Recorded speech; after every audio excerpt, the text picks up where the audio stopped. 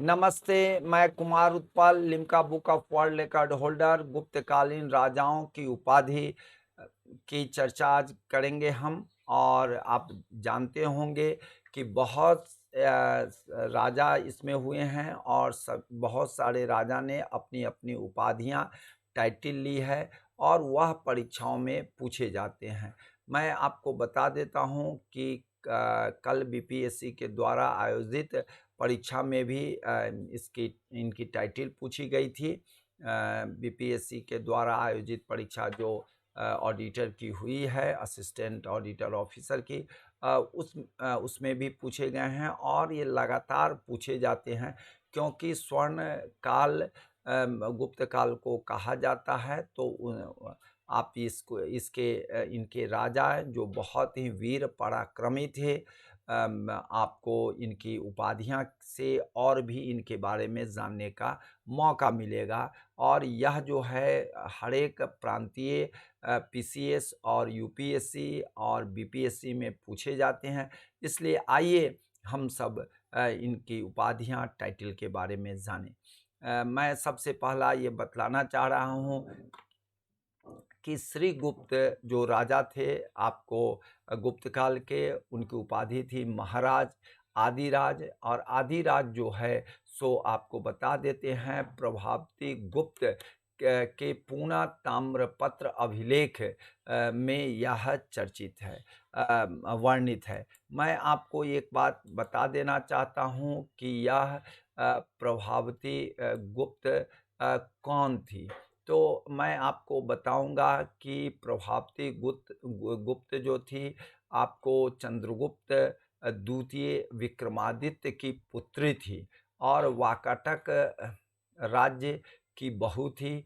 और यह जो है, इसलिए मैंने आपको बताया है, और पड़ोस में के राज्य थे।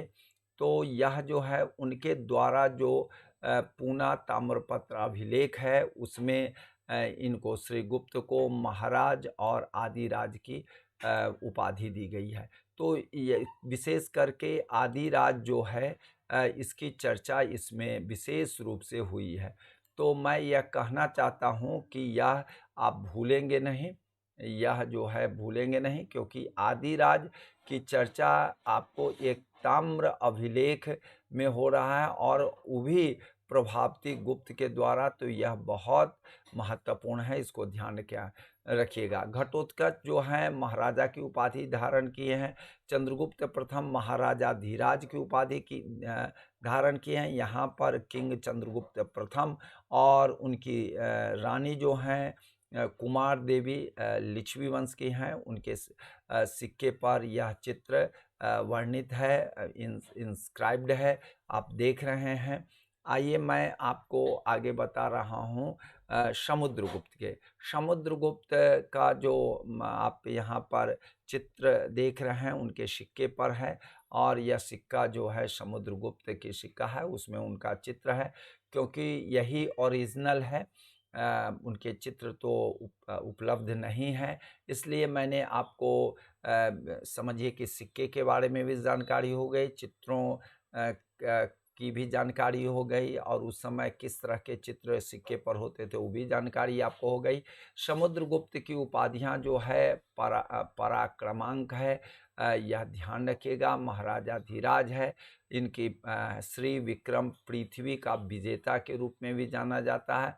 विंसेंट स्मिथ जो हैं, बहुत बड़े इतिहासकार हैं, यूरोपियन इतिहासकार हैं, भारत का नेपोलियन कहे थे। यह ध्यान रखिएगा, यह बराबर परीक्षाओं में पूछे जाते हैं, क्योंकि यह समझिए कि आपके नॉर्थ से शुरू करते हैं जीतने का अभियान और दक्षिण के अंतिम छोर तक यह जाकर के जीतते रहे हैं। जबकि यह जो है नेपोलियन से अधिक राज्यों को जीता। उस समय कहिए अलग और अलग देश के रूप में माना जाता था, लेकिन यह जो है अन्य राजाओं का, बहुत सारे राजाओं को जीते, राज्य क्षेत्रों को जीते, और दूरी भी नेपोलियन से अधिक दूरी तय किए थे। लेकिन विंसेंट स्मिथ ने भारत का नेपोलियन इनको कहा, जबकि नेपोलियन को भारत का समुद्रगुप्त कहना चाहिए। लेकिन अब जो दे दिया गया है तो उसको हम लोग ध्यान में रखेंगे। विंसेंट स्मिथ ने भारत का नेपोलियन कहा। कविराज प्रयाग प्रशस्ति जो है, या प्रयाग प्रशस्ति इलाहाबाद में स्तंभ है, अशोक स्तंभ पर ही लिखा गया है और अशोक के द्वारा बनाए गए स्तंभ हैं। और मैं ये बतलाना चाह रहा हूँ कि हरिसेन ने इसको लिखा संस्कृत में, जो उनके कवि थे, बहुत बड़े विद्वान थे। तो उन्होंने कविराज का दिया, क्योंकि यह कविताएं भले इनकी उपलब्ध नहीं हो, लेकिन इन्होंने कविताएं की है। और वहीं यह जो है सो इससे पता चलता है। व्याघ्र मीन्स होता है बाघ, पराक्रम मीन्स जीतने वाला। तो यह जो है व्याघ्र पराक्रम भी इनको कहा जाता है। एरण अभिलेख जो है बहुत प्रसिद्ध अभिलेख है। मैं आपको एरण अभिलेख की बात है, गुप्तकालीन ही एरण अभिलेख है, जिसमें इनको रघु से तुलना की गई है। रघु मीन्स राम से तुलना की गई है। ये भी इनकी एक उपाधि के रूप में है। और यह एरण अभिलेख पाए गए हैं मध्य प्रदेश के सागर में, भानुगुप्त के समय 510 ईस्वी में पाए गए। अश्वमेधा पराक्रम विक्रम के रूप में भी जाने जाते हैं। परम भागवत कई गुप्त कालीन शासक लिए थे, जिसमें नालंदा कॉपर प्लेट में परम भागवत की भी चर्चा है। और यह पूछे जाते हैं हर एक परीक्षाओं में। स्वर राज उच्च चेता भी इनको कहा जाता है। इसका मतलब होता है अपरूटर ऑफ ऑल किंग, सभी राजाओं को उखाड़ फेंकने वाला यह कहलाते हैं। जो यह जो है सो आपके क्वाइन पर छपा हुआ है, टाइटिल है इसका। धर्म प्रचार बंधु, upholder of Brahmanical religion, Allahabad pillar inscription में यह मेंशन है। इसको ध्यान रखिएगा। धर्म प्रचार बंधु यह बहुत प्रसिद्ध है, इसको ध्यान में रखिएगा, या कभी भूलिएगा नहीं। यह बहुत महत्वपूर्ण है, इसको भूलना नहीं है आप सबको, क्योंकि यह बड़े पूछे जाएंगे। इसको मैं आपको बार बार कह रहा हूँ, इसको नहीं भूलिएगा। रामगुप्त बहुत कम दिनों के लिए राजा रहे और महाराजा धीराज की उपाधि धारण किए, और बहुत कम दिनों तक रहे। और उसके बाद इनके भाई जो हैं, छोटे भाई चंद्रगुप्त द्वितीय की उपाधियां पर हम चर्चा कर रहे हैं। देवराज है, देवगुप्त है, विक्रमादित्य है, अजित विक्रम है, अप्रतिरथ है, इसको ध्यान में रखिएगा। पराक्रमांक श्री विक्रम, पृथ्वी का विजेता की उपाधि दे दिया गया था इनको। और यह जो हैं इनके नवरत्न भी थे। यह काफ़ी सांस्कृतिक रूप से, सामाजिक रूप से, आर्थिक रूप से यह जो हैं काफ़ी उन्नति किए थे। आपको सकारी देवगुप्त भी इनको कहा जाता है, देवश्री भी कहा जाता है, देवराज भी कहा जाता है। नरेंद्र चंद्र सिंह बर्मण भी कहा जाता है, विक्रम भी कहा जाता है। अब परम भागवत भी इनको कहा जाता है। ये दूसरे शासक हैं गुप्त काल के, जिनको परम भागवत की उपाधि प्रदान की गई थी। मैं आपको बता रहा हूँ, थोड़ा सा ध्यान रखेंगे। यह बहुत महत्वपूर्ण चीज़ें हैं, इसको भूलिएगा नहीं। यह मैं इसलिए चर्चा आपको कर दे रहा हूँ कि यह जो है सो बहुत महत्वपूर्ण है।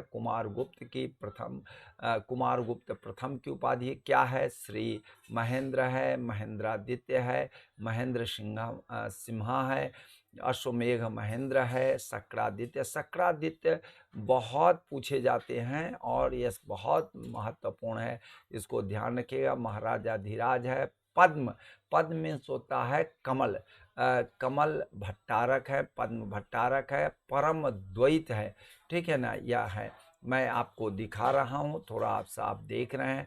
यहाँ पर इनकी जो चित्र है कुमारगुप्त की है, ठीक है ना, लाइन से लड़ते हुए दिखाया गया है। उसके बाद स्कंदगुप्त हैं, यहाँ स्कंदगुप्त के सिक्के पर इनके चित्र हैं। स्कंदगुप्त की उपाधि है विक्रमादित्य है। विक्रमादित्य जो हैं सो चंद्रगुप्त द्वितीय विक्रमादित्य हैं, लेकिन इन्होंने विक्रमादित्य की उपाधि भी धारण की है। देवराज है। परम भागवत तीसरे हैं या तीसरे शासक हैं जो परम भागवत की उपाधि धारण करने वाले हैं, तीसरे हैं शासक। क्रमादित्य है, कुमारदित्य इनको कहा जाता है। शक्रोपण कहोम अभिलेख है। कहोम अभिलेख देवरिया जिले के उत्तर प्रदेश है, और यह जो है कहोम एक गांव है, उसमें अभिलेख पाया गया है शक्रोपण।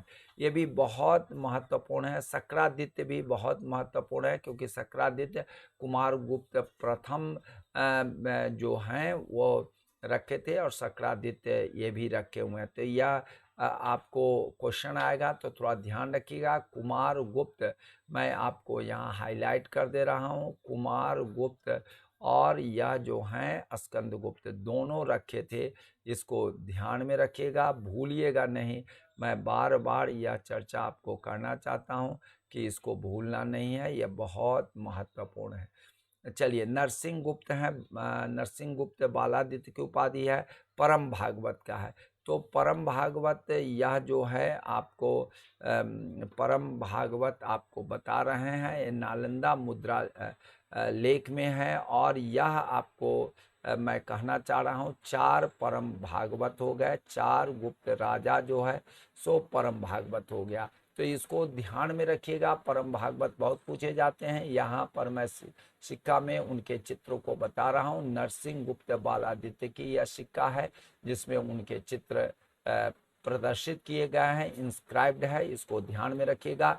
तो परम भागवत 4 आदमी का है, शक्रादित्य 2 आदमी का है, इसको ध्यान रखिएगा। और शक्रोपण जो है वह कहोम अभिलेख में है, जो स्कंदगुप्त का देवरिया जिले में पाया गया है, इसको आप ध्यान रखिएगा। मैं इतना ही पर समाप्त कर रहा हूँ। जय हिंद।